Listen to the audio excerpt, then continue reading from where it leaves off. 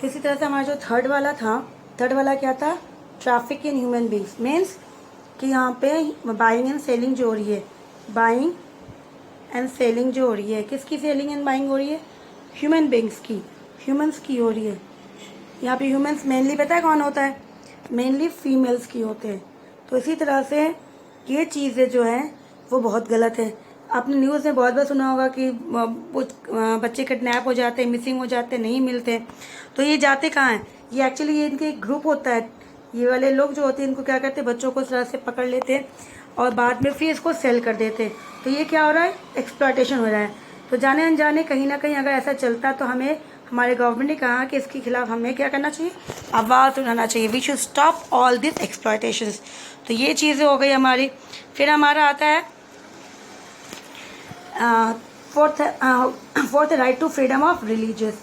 Right to freedom of religious में क्या, people have a right to follow, practice and preach any religious of their choice. इंसान को rights बोला गया है कि वो कोई भी धर्म को माने, उसे पूजे, उसकी प्रार्थना करे या उसकी प्रचार करे। हमारी गवर्नमेंट जो है वो किसी के लिए कुछ नहीं बोलेंगे और वो फ्री है, कोई भी रिलीजियस को मान ले, ठीक है। फिर हमारा आता है फिफ्थ वाला, कल्चरल एंड एजुकेशनल राइट्स। हमने पढ़ा था कि जो भी माइनॉरिटीज़ है, मतलब जो भी जिनका परसेंटेज कम हो रहा है, जैसे हिंदू के बाद मुस्लिम्स है, तो हिंदू माइनॉरिटी में नहीं है, मेजोरिटी में, फिर मुस्लिम माइनॉरिटी में आ गया। फिर मुस्लिम से अगर कंपेयर करेंगे तो फिर आ जाएगा बुद्धिज़्म है, क्रिश्चियन है, जैन है। तो इस तरह से जो भी ऑल माइनॉरिटीज़ है उनके पास अधिकार है कि वो अपने राइट्स को प्रिजर्व करे, कंजर्व करे, बचाए, अपनी कल्चर को बचाए, कि उनकी कोई कल्चर को दबाए नहीं। तो गवर्नमेंट इनके लिए इस तरह से उन्हें फंड्स भी देती है उसके, ताकि वो अपने स्कूल, अपने रिलीजियस मैटर पे अपना कोई कुछ करना चाहे तो इसी तरह से उनके पास राइट्स है। और यहाँ पे एक साथ दे दिया एजुकेशनल राइट्स, मतलब हमारे गवर्नमेंट ने अब ये कंपलसरी कर दिया that childrens from 6 to 14 years जो भी है उन्हें एजुकेशन जो है कंपलसरी है, they should get free education. इन्हें फ्री एजुकेशन दिया जाएगा, साथ साथ फूडिंग, उनको खाना भी दिया जाएगा। एजुकेशन तो हो रहा है, फिर फूडिंग भी है, खाना भी दे रहा है, बुक्स भी फ्री में दिया जाता है ताकि जो भी गरीब है वो अफोर्ड कर पाए। तो इसी तरह से ये चीज़ें हो गई। लास्ट हमारा कॉन्स्टिट्यूशनल रेमेडीज़। कॉन्स्टिट्यूशनल रेमेडीज़ मतलब हमारे कॉन्स्टिट्यूशन जो बुक्स हैं, रूल्स बुक्स हैं, अगर उसमें कुछ प्रॉब्लम्स होती है, हमसे कोई हमारा रूल्स छीन लेता है तो उसका इलाज भी हमें उसी कॉन्स्टिट्यूशन में ही है, उसी रूल्स बुक्स में ही लिखा गया, रेमेडीज़ में उसका सोल्यूशन। तो किस तरह से कहा गया, जैसे कोई भी गवर्नमेंट हो, कोई भी संस्था हो, अगर हमसे हमारा अधिकार छीनता है, जो हमने अभी पढ़ा अब तक जितनी राइट्स पढ़े, ये वाले राइट्स पढ़े, ये वाले इसके पीछे वाले जो राइट्स पढ़े, कोई भी हमसे हमारा राइट्स अगर छीनता है या फिर हमें वो नहीं देता है कि नहीं मैं नहीं दूंगा आपको, मान लो कि आपसे कोई राइट टू एजुकेशनल राइट्स नहीं देता है, बोलता है कि नहीं आप माइनॉरिटी से बिलोंग करते हो, आपको प्राइवेट स्कूल में एडमिशन नहीं मिलेगा, आप अपने कोई भी गवर्नमेंट स्कूल में जाओ, प्राइवेट स्कूल मना कर देता है, तो आप क्या करोगे, आप चुपचाप बैठ जाओगे कि भाई अब मैं क्या करूं। आप चाहो तो गवर्नमेंट क्या कर रहा है, आप कोर्ट में जाओ, क्योंकि हमें अधिकार दिया है गवर्नमेंट ने, एक और राइट्स दिया है, हमारे कॉन्स्टिट्यूशन के अंदर लिखा है कि अगर कोई ऐसा करता है तो हम कॉन्स्टिट्यूशन रेमेडीज़ के थ्रू उसको केस कर देंगे उसके ऊपर, और उसको वापस दिलाने का अधिकार किसके पास है, हमारे जज को, कोर्ट को दिया गया है, ताकि वो हमारे राइट्स को हम तक पहुंचाए सही सलामत, और वो देखे भी कि वो राइट्स को कोई भी नुकसान ना पहुंचाए। तो इसी तरह से ये हमारा रेमेडीज़ हो गया। अब जैसे मैंने कहा था कि राइट्स जितना इम्पोर्टेंट है साथ में हमारा उतना ही कुछ काम भी है। जैसे एग्जाम्पल मान लो कि घर वालों से हम बहुत कुछ मांगते हैं, हमें मिल जाता है, तो लेकिन घर वाले कुछ हमसे मांगते हैं, क्या मांगते हैं आपसे, बस इतना ही ना कि आप पढ़ाई अच्छा करें, रिजल्ट अच्छा बनाएं, बस इससे ज़्यादा कोई भी कुछ नहीं मांगता आपसे, एक्सपेक्ट तो इतना ही करते हैं। तो इसी तरह से हम गवर्नमेंट से जो बोलते हैं कि हमें राइट्स चाहिए, हमें 6 फंडामेंटल राइट्स दिया है, इसके अलावा भी 6 फंडामेंटल राइट्स के अलावा भी और भी राइट्स है हमारे पास, लेकिन जैसे मैंने कहा इसे फंडामेंटल इसलिए कहा क्योंकि ये हमारा बेसिक है, ये नहीं होगा तो बाकी राइट्स का इम्पोर्टेंस जो है वो क्या हो जाएगा, क्वेश्चन मार्क हो जाएगा इसके लिए। तो इतने सारे राइट्स दिया तो फिर हमारा भी कुछ ड्यूटी बनता है, हमारा भी कर्तव्य बनता है, किसके खिलाफ, किसके लिए, हमारे गवर्नमेंट के लिए। जैसे पहला हमारा ड्यूटी क्या है, to abide by the constitution and respect its ideals and institution the national anthem. हमें हमारे कॉन्स्टिट्यूशंस की अबाइड उसमें बंधे हुए जो है, क्योंकि अगर हम देश के नागरिक हैं तो हमारा कर्तव्य है, तो हमें अपने रिस्पेक्ट करना चाहिए हमारे आइडियल्स, जो भी हमारे बड़े बड़े लोग हैं जिस तरह से उन्होंने कुछ भी बताया है उनके बारे में, उनके आइडियाज़ के बारे में, हमारी गवर्नमेंट कैसे काम करती है, उनकी बॉडी क्या है, मतलब लोकसभा, राज्यसभा, कोर्ट किस तरह से काम कर रहा है, वो हमारा नेशनल एंथम, उसे हमें रिस्पेक्ट करना चाहिए। टू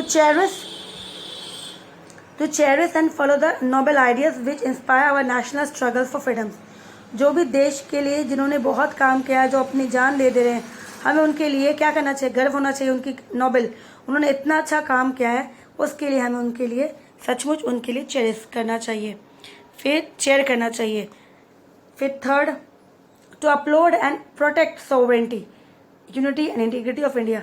हमें अपनी सोवरेंटी, मतलब हम आज़ाद है, किससे आज़ाद है, बाहर के लोगों से, क्योंकि कोई बाहर वाला हम पे रूल नहीं कर रहा। फ्री फ्रॉम एक्सटर्नल सोवरेन का मीनिंग हमने आगे भी डिस्कस किया, फ्री फ्रॉम एक्सटर्नल अफेयर। हमें बाहर वालों, हमारे ऊपर कोई भी बाहर वाला रूल नहीं कर रहा, हम उससे फ्री है।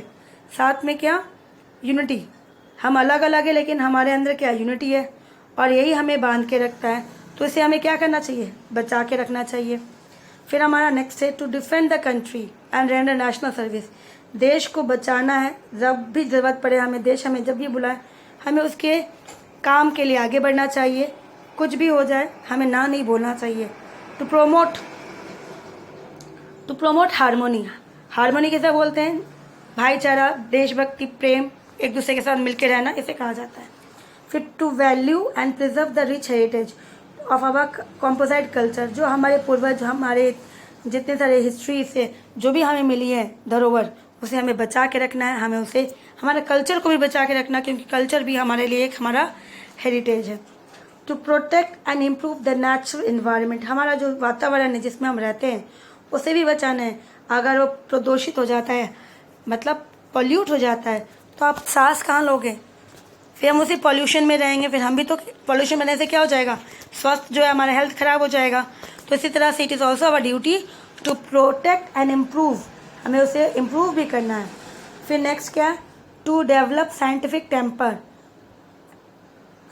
टेम्पर, सोच, कभी भी हमें ऐसी सोच नहीं रखनी चाहिए, छोटी सोच, हमेशा उसके पीछे कोई रीज़न है, कारण है, और साइंटिफिक रीज़न होता है, उसमें इस तरह से हमें सोचना चाहिए। ह्यूमनिज्म, इंसान एक इंसान के साथ अच्छा करे, बुरा ना करे।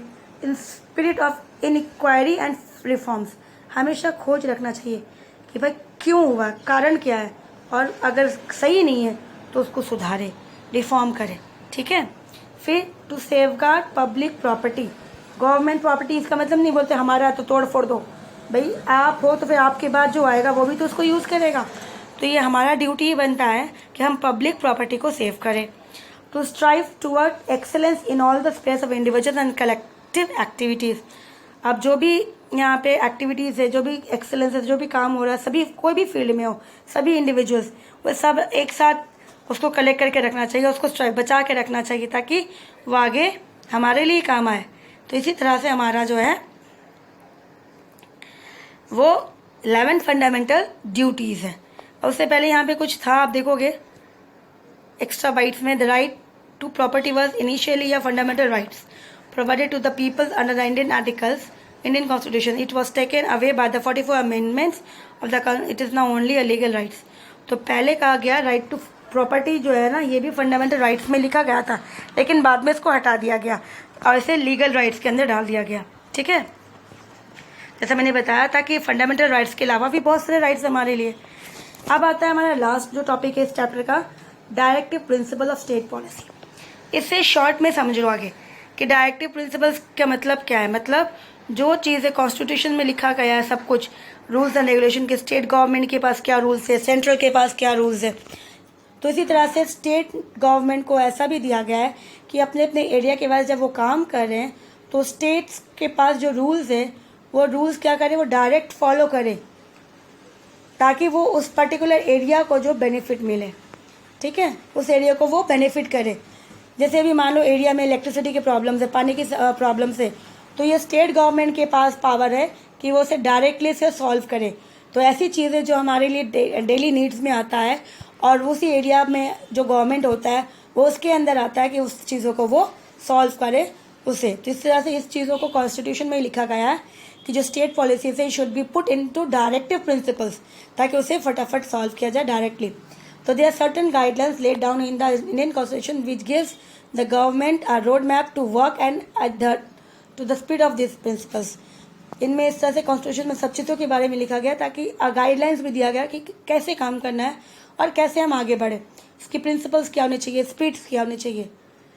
तो ऐसा constitution aim to achieve the ideals of a democratic welfare state. जिस तरह से कॉन्स्टिट्यूशन का मेन मकसद है कि एक डेमोक्रेटिक स्टेट एक आइडियल होना चाहिए, एक बहुत अच्छा होना चाहिए, और वेलफेयर समाज में उसका सभी लोगों का लाभ हो सभी को, इस तरह से वो काम करें। तो this principles are expected to keep in mind by the government. तो इसी प्रिंसिपल को दिमाग में रखते हुए गवर्नमेंट ने डायरेक्टिव प्रिंसिपल्स बनाई है। और ये आर्टिकल्स कितने में लिखा गया? 38 ऑफ द इंडियन कॉन्स्टिट्यूशन, मतलब आर्टिकल्स नंबर 38 के अंदर इस चीज़ों के बारे में डिस्कस किया गया। The state shall strive to promote the welfare of the people, कि स्टेट के पास रिस्पॉन्सिबल है ताकि वो वेलफेयर समाज में लोगों का भला करे। तो यहाँ पे directive principles lay down that the state shell direct its policies in such a way that equal opportunities is given to all the men and women in acquiring adequate means of livelihood. Economic system should not result in concentration of wealth in a few hands. तो उन्होंने क्या बोला कि सबके पास बराबर अधिकार होना चाहिए, अपॉर्चुनिटीज़ सबको समान है, अपॉर्चुनिटीज़ मिले ताकि सभी बराबर आगे आए, भले वो मैन हो वुमेन हो। फिर अच्छे से रहने का अधिकार सभी के पास है, और साथ में इकोनॉमिक्स आर्थिक स्थिति में सभी के पास सुधार होना चाहिए, ना ही सिर्फ एक ही सेक्शन के पास, मतलब पैसे वाले के पास ही सिर्फ सारा काम हो रहा है, बाकी किसी के पास काम नहीं मिल रहा है, ऐसा नहीं होना चाहिए। तो हमने यहाँ पे क्या देखा, क्या बताया गया कि अपॉर्चुनिटीज़ जो सुविधाएं मिलेगी वो सबको बराबर मिलना चाहिए, मैन हो वुमेन हो, सभी के पास अच्छे से रहने के लिए जो भी चीज़ चाहिए वो गवर्नमेंट देखे। इकोनॉमिक स्टेटस जहाँ पे कि पैसा जो है किसी एक के हाथ में नहीं बल्कि सबके पास होना चाहिए, सबके पास बराबर हो, गवर्नमेंट जो भी काम दे रही है सबके साथ होना चाहिए। It is a government's moral duty to follow this principle while formulating policies but they are not legally binding on the government। तो इसी तरह से कहा गया गवर्नमेंट ने तो बना दिया ड्यूटीज़, मोरल ड्यूटीज़, और इसमें रख दिया डायरेक्टिव प्रिंसिपल्स में। तो इसलिए कहा जा रहा है कि ये चीज़ें जो है गवर्नमेंट्स ने बना तो दी और ये इसके अंदर बाइंडिंग नहीं है, लीगल, इसे बस ऐसे लिख दिया, but these are not legally binding. Government बंधे नहीं है कि इसको करवाना है, ये सिर्फ स्टेट गवर्नमेंट को बोल दिया गया कि आप अगर ऐसे करवाते हैं, ऐसे काम करते हैं तो आपका जो भी काम है बहुत अच्छे से होगा। तो इसी तरह से हमारा इसी तरह से इसकी चैप्टर जो है कंप्लीट हो गई है, और हम लोग नेक्स्ट वीडियो में इसके क्वेश्चन आंसर जो है डिस्कस करेंगे। Till then take care.